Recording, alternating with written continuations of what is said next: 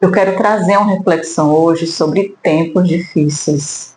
E a gente que é cristão, todos sabemos, né, como é passar por tempos difíceis, porque todos nós passamos. Se não passamos, vamos passar, ou estamos passando nesse momento, ou, enfim, todos sabemos como é passar por tempos difíceis. E a gente tem na Bíblia uma palavra de consolo, de refrigério, de milagres que a gente pode ler e testemunhar. E a gente passa por tempos difíceis para que a gente também possa testemunhar o nosso próprio milagre. E aí a Bíblia fala de muitas mulheres fortes, mas também fala de uma mulher que sangrava há muitos anos. E não foi uma mulher forte que tocou Jesus, foi uma mulher que sangrava há muito tempo. Ela estava sangrando e ela fez ali tudo que os homens disseram para ela fazer. Ela foi no médico, vai no médico, né? Faz um tratamento, ela foi no médico, ela buscou a cura dela, ela fez tudo que estava ao alcance, tudo que disseram para ela fazer, tudo que os homens disseram para ela buscar. E ela não encontrou a cura. E essa mesma mulher não era uma mulher forte, era uma mulher que estava passando por um tempo difícil. Imagina só uma mulher que sangra há muitos anos. Com certeza ela devia ter uma aparência fraca, debilitada, né? Poderíamos até dizer uma anemia, uma fraqueza. E foi essa mulher frágil e fraca, sangrando, que tocou Jesus, não foi uma mulher forte.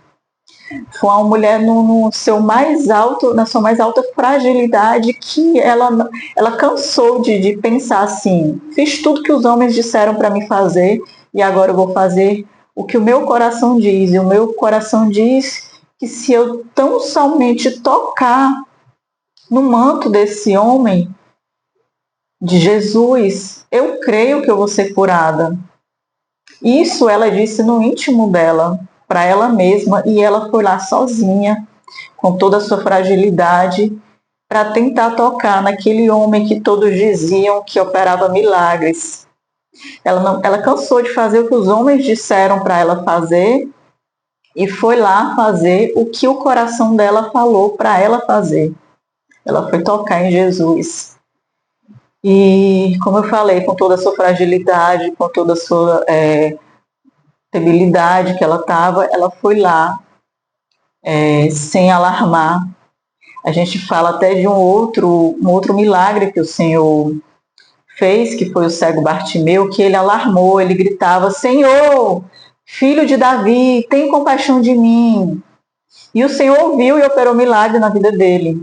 Só que cada um tem o seu jeito de buscar o seu milagre. E o Senhor, ele conhecia o íntimo daquela mulher. Ele conhecia o coração dela, ela não precisou alarmar para todos, ela não precisou gritar: Senhor, tem misericórdia de mim, eu estou sangrando, me ajuda. Ela não precisou. Ela foi lá do jeitinho dela, da maneira que o coração dela falou, em silêncio, quietinha, tentando não ser vista por todos, sem alarmar, sem fazer alarde ou escândalo. Foi lá, quietinha, e tocou. Só que ela tocou com um coração tão forte, com um coração tão contrito. O Senhor conhecia o coração dela. Ele só queria que ela falasse, porque na hora do milagre, o Senhor vai querer que você fale, que você testemunhe o milagre. Aí não vai ser no silêncio, vai ser para todos verem. Ela tocou e aí instantaneamente ela foi curada. E ela achou que pronto, era tudo que eu precisava, era a minha cura. E aí não, o Senhor disse assim: o seu milagre vai ser visto por todos. O Senhor foi lá e disse assim: alguém tocou em mim. E tocou diferente. Então, o Senhor, ele conhece o coração da gente, mesmo quando a gente não alarma, mesmo quando a gente não grita, mesmo quando a gente não clama na frente de todo mundo, como fez o cego Bartimeu, que ele clamou, ele gritou: Senhor, filho de Davi, tem compaixão de mim, né? Opera alguma coisa aqui. Ele gritou, mas a forma de cada um, né? O Senhor, ele não opera em todos da mesma forma. Muitas pessoas hoje pregam na internet e querem colocar Deus, Jesus, numa caixinha. né? Elas contam seu testemunho e ao mesmo tempo elas falam assim, é assim, acontece assim, assim, assim, mas não é. O Senhor, ele opera um milagre na vida de um de uma forma, ele opera um milagre na vida de outro de outra forma. Não adianta querer colocar o Senhor numa caixinha. Não adianta querer limitar a Deus. Entendeu? Ele operou na vida do cego de Bartimeu, ele curou o cego de Bartimeu através de um grande clamor na frente de todos. E ele operou na vida dessa mulher que estava frágil, debilitada, que foi até ele no seu tempo mais difícil, da forma que ela conseguiu ir. Ela foi lá quietinha, no meio da multidão, e tocou nele. Ela não foi com um alarde, com escândalo, ela não foi. E nem por isso ela deixou de ser ouvida. Porque o Senhor conhecia o íntimo dela, conhecia o coração dela, entendeu? Só Deus, só Jesus conhece nosso íntimo, nosso coração. Como diz a Bíblia em Mateus 6, fecha a tua porta do teu quarto e ora em secreto. E em secreto o Senhor, ele vai te ouvir. Muitas vezes você não precisa alarmar para todo mundo o que você está passando ou o milagre que você precisa, porque no teu secreto o Senhor conhece o teu coração, conhece a tua busca, conhece as tuas fragilidades, conhece as tuas fraquezas, Ele sabe do que você precisa, entendeu? Então, no teu secreto é que Ele sabe o teu derramar, Ele sabe do teu coração, Ele sabe da tua fé, Ele sabe que muitas vezes você clama a Ele, como a própria Bíblia diz, né? Senhor, eu não tenho mais fé, mas me ajuda com a minha fé. Outro milagre que o Senhor operou foi pedido fé. Então a gente tem momentos que a gente vai pedir ao Senhor, Senhor, renova as minhas forças, Senhor, renova a minha fé. Isso aí é entre você e Deus, e o Senhor conhece o seu coração. Ele conhece, então, no teu secreto, no teu quarto, é que você se derrama para Deus, e Ele conhece, sem julgamentos das pessoas, de acharem que você precisa fazer aquilo que elas falam que você precisa fazer.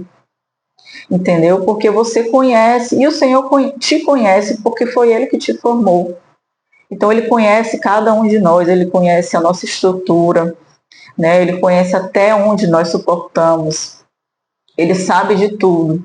Então todos nós passamos por momentos difíceis e cada momento difícil é diferente um do outro. Tem um momento que você está mais frágil, mais vulnerável, que você está sozinha, que o Senhor ele te pede para você se separar e ficar no a sós com Ele.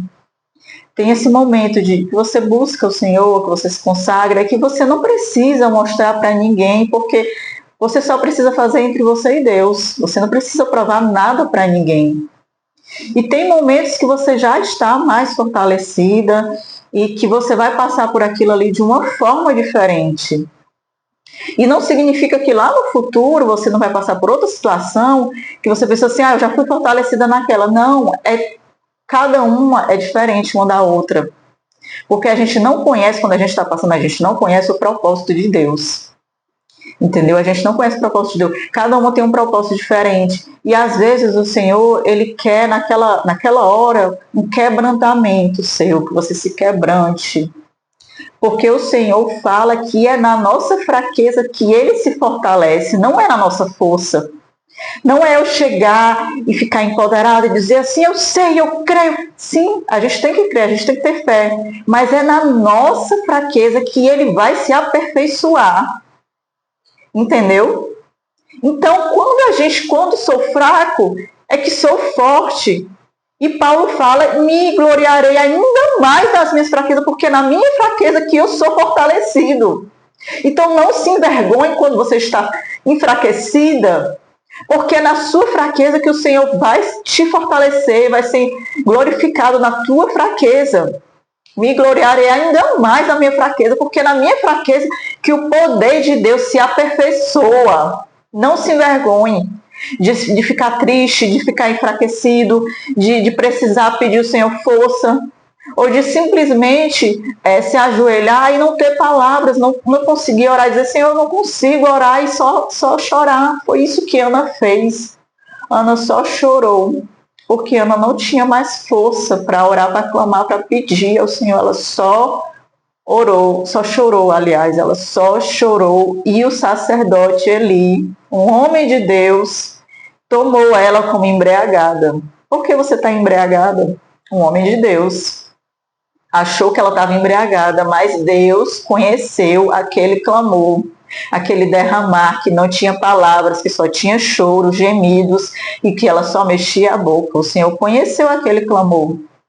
O homem de Deus se confundiu, mas Deus não se confundiu com o clamor dela. Deus ouviu cada palavra dela.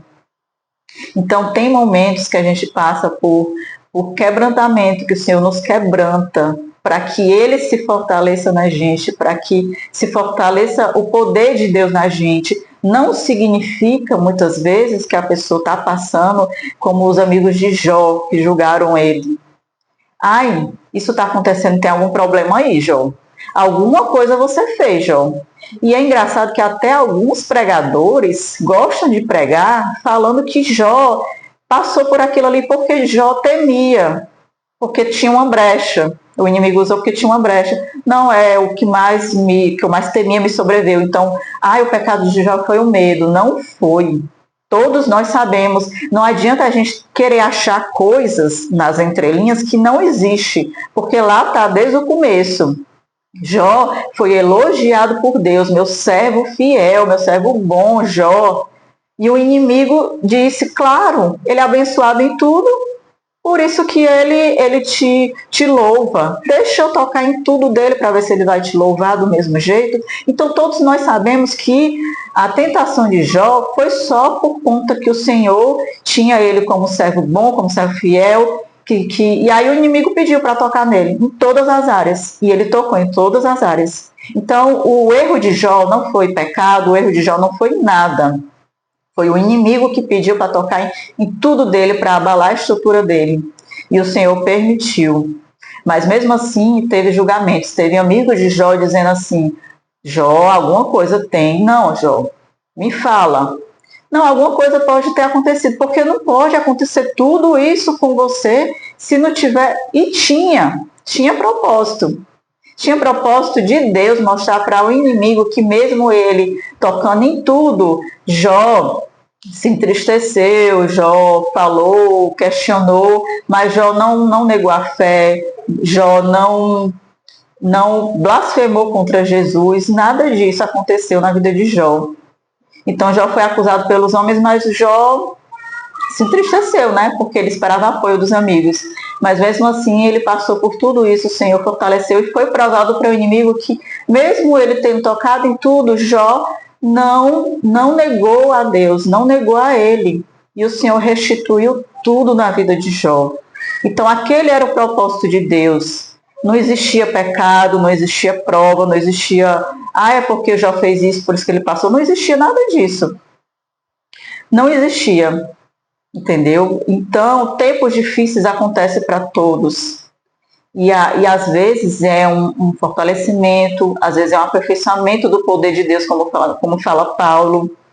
Às vezes é para que venha uma cura. Às vezes pode ser que exista algo na sua vida que precisa ser mudado, que você não sabe. Pode ser por pecado também, por preço que você está pagando. Pode ser inúmeras coisas. Mas a gente não pode querer julgar e nem tentar, né, de alguma forma, não se importar com o julgamento dos outros. Porque nem toda prova existe por algum motivo. Nem toda prova existe por algum motivo. E o Senhor nunca explicou para Jó o motivo dele ter passado. Ele passou, ele foi restituído, o Senhor veio para ele, se revelou para ele, mas em nenhum momento o Senhor falou para ele o porquê e o motivo. Só ele conhece e às vezes ele nos responde o motivo e o porquê, às vezes não.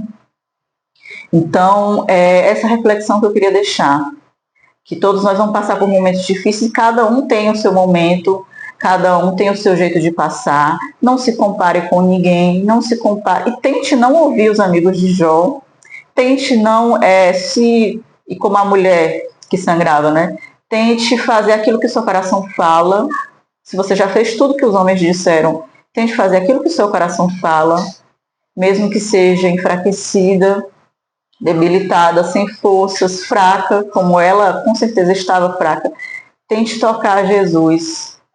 Não ache que você precisa estar forte, fortalecida para tocar Jesus, porque o seu coração pode tocar Jesus num simples clamor de chorar, como Ana. Ana chorava, chorava, chorava, e mesmo assim o Espírito intercedia com gemidos inexprimíveis. E a oração de Ana foi ouvida.